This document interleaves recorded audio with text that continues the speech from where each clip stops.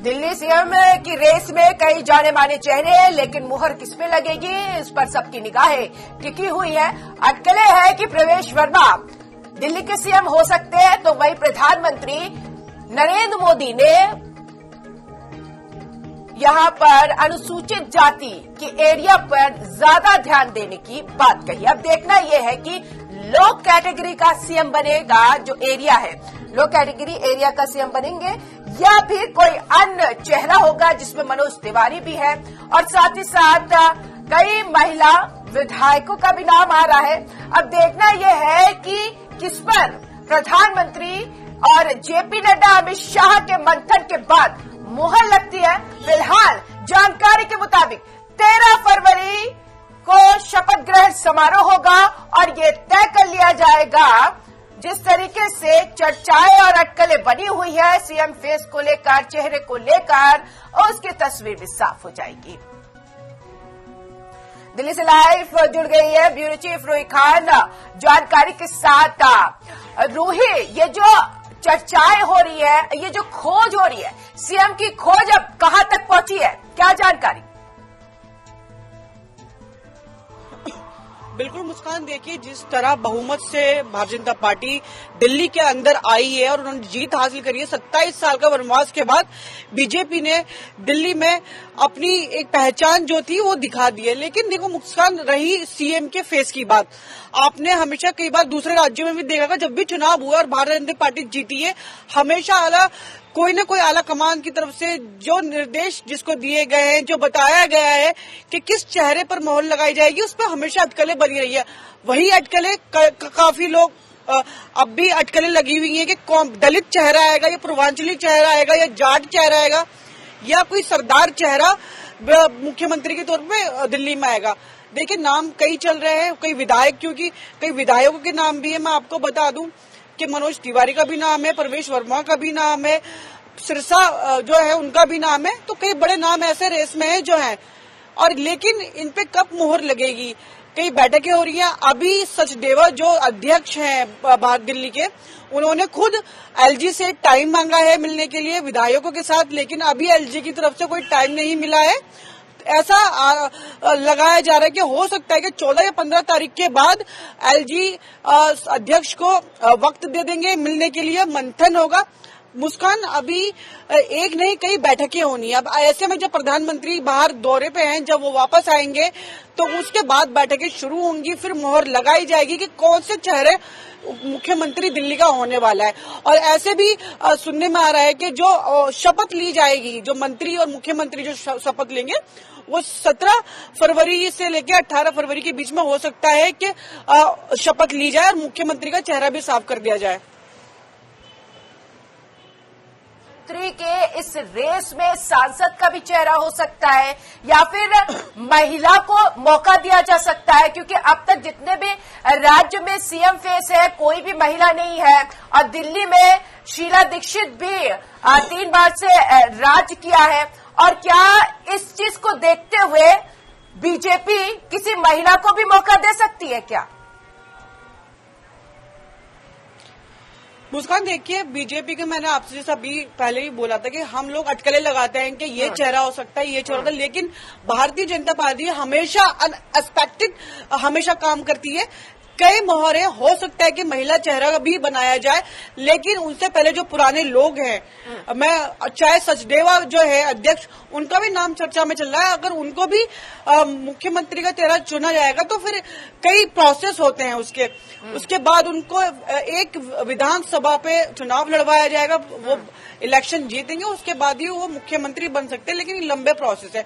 लेकिन जहां तक हम लोग अपनी अटकलें लगा रहे हैं, जहां तक हम लोग खुद समझ रहे हैं कि जो विधायक हैं, जो जिन विधायकों ने जीत हासिल करी है दिल्ली के अंदर, उनके चेहरों पे किसी न एक पे मोहर सीएम की लग जाएगी। मुस्कान, और बिल्कुल देखिए, अगर प्रवेश वर्मा के पिता वो भी सीएम रह चुके हैं, बीजेपी की जब सरकार आई थी 1998-97 में, तो 3 बार सीएम चेंज हुए थे। अब प्रवेश वर्मा क्योंकि उन्हें अनुभव है, सांसद भी रहे और ऐसे में कई बार राजनीतिक चेहरा होते हुए बड़े बड़े फैसलों पर अपनी अच्छे प्रदर्शन भी दिया है। अगर प्रवेश वर्मा सीएम होते हैं तो उनके आगे जो चुनौतियां होंगी दिल्ली को सजोने की, क्योंकि मोदी ने एक गारंटी दी है, उसी गारंटी के तहत दिल्ली की जनता ने बीजेपी को चुना है, तो किस तरीके की चुनौतियां होंगी जो भी सीएम फेस होगा? देखिए, जितने भी राज्यों में चुनाव हुए हैं मुस्कान, वो सब मोदी चेहरे पर चुनाव हुआ है, और जो मोदी ने गारंटी दी है जनता को उनको पूरा भी करा है। जिस तरह से प्रधानमंत्री नरेंद्र मोदी ने कहा था, यमुना का लेकर बड़ा मुद्दा उठाया था, यमुना माँ का नाम लिया था, और पहला संकल्प जो प्रधानमंत्री नरेंद्र मोदी का होगा वो यमुना को लेकर होगा। और दिल्ली में जिस तरह का पॉल्यूशन और यमुना गंदी है, ये दो मुद्दे दिल्ली की जनता के थे जो हमेशा आवाज उठाते थे, और इस आवाज को प्रधानमंत्री ने भी उठाया है। तो देखिए, जो मोदी की गारंटी है तो जाहिर सी बात है कि वो पूरी होगी, तभी जनता मोदी के चेहरे पर भारतीय जनता पार्टी को हमेशा चुन के लाती है। और देखिए रूही, अब यहाँ पर विपक्ष के रूप में आम आदमी पार्टी काफी मजबूती से धरातल पर उतर रही है। आतिशी सामने आई और उन्होंने प्रधानमंत्री नरेंद्र मोदी के बयान को सामने रखा कि प्रधानमंत्री ने कहा कि मार्च तक जो महिलाओं को 2500 रुपए देने की बात की थी वो तमाम दिल्ली की महिलाओं तक जाएगा। तो ऐसे में ये सारी चुनौतियां रहेंगी, वो सीएम के सामने और जनता को साबित भी करना है, और यही है कि बीजेपी को बहुत जल्दी सीएम का चुनाव करना चाहिए और बैठकें कर आगे की रणनीति बनाना चाहिए। देखिए मुस्कान, कई राज्यों में भारतीय जनता पार्टी की सरकार है, सेंट्रल में भी भारतीय जनता पार्टी की सरकार है, तो उनका टेम्परमेंट बहुत अलग है। उनको पता है कि किस तरह जनता के बीच में जाना है, किस तरह उनके काम करने हैं।